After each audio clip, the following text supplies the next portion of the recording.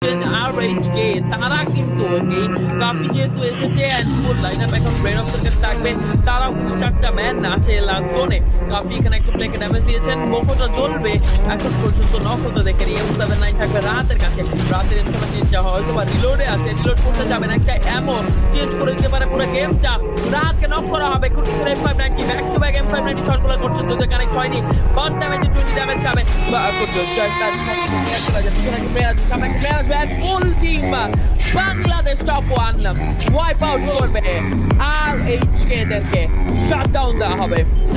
Ali double sniper দিয়ে সুন্দর শর্টে কাজের কথা করে দিয়েছেন, আর বাকি টিমমেটসরা তাদের কাজ 100তে 100 করবে।